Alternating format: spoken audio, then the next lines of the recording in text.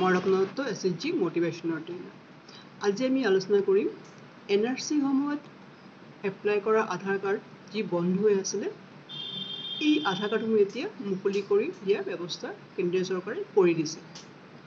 ২৭ তাৰিখে আগষ্ট মাহৰ কেন্দ্ৰীয় চৰকাৰে ডিক্লেয়াৰ কৰিছে যে ৯,৩৫,৬৮২টা আধাৰ কাৰ্ড তেওঁলোকে মুকলি কৰি দিছে। গতিকে এই আধাৰ কাৰ্ডসমূহ আপোনালোকে ইতিমধ্যে পাই যাব। আজি 4 বছৰ 5 বছৰ ধৰি যাৰ আধাৰ কাৰ্ড পোৱা নাই আৰু আধাৰ কাৰ্ড নোপোৱাৰ কাৰণে আপোনালোকৰ বহু সমস্যাৰ সন্মুখীন হৈছিলে। ল'ৰা ছোৱালীবিলাকে এডমিশ্যন ল'ব পৰা নাই, স্কলাৰশ্বিপ এপ্লাই কৰিব পৰা নাই, মহিলাসকলে অৰুণোদয় পোৱা নাই, ৰেচন কাৰ্ড পোৱা নাই। গতিকে বহুতো সমস্যাৰ সন্মুখীন হৈ আছিলে।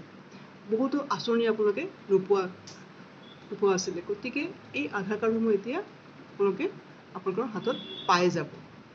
মুখ্যমন্ত্ৰী ডাঙৰীয়াই এই আধাৰ কাৰ্ড সম্বন্ধে কেন্দ্ৰীয় চৰকাৰক এপ্লিকেশ্যন কৰিছিলে আৰু কেন্দ্ৰীয় চৰকাৰে সেইটো মঞ্জুৰ কৰি ২৭ তাৰিখে ঘোষণা কৰিছে যে তেওঁলোকে এতিয়া ৯,৩৫,৬৮২টা আধাৰ কাৰ্ড মুকলি কৰি দিছে।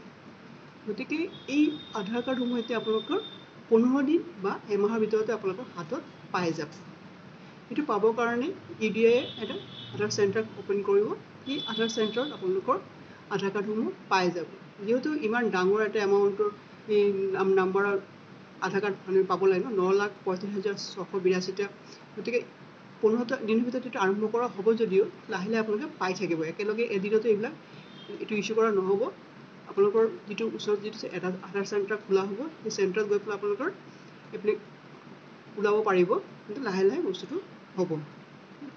মুখ্যমন্ত্ৰী ডাঙৰীয়াই কৈছে যে হুলস্থুল নকৰাকৈ আপোনালোকে লাহে লাহে স্থিৰ হৈ আধাৰ কাৰ্ডটো ওলাব পাৰিব।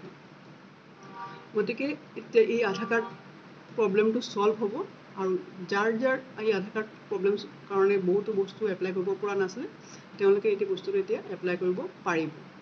যিহেতু 15 ছেপ্টেম্বৰৰ পৰা অৰুণোদয় ফৰ্ম দিয়া আৰম্ভ হ'ব বুলি মুখ্যমন্ত্ৰী ডাঙৰীয়াই কৈছে।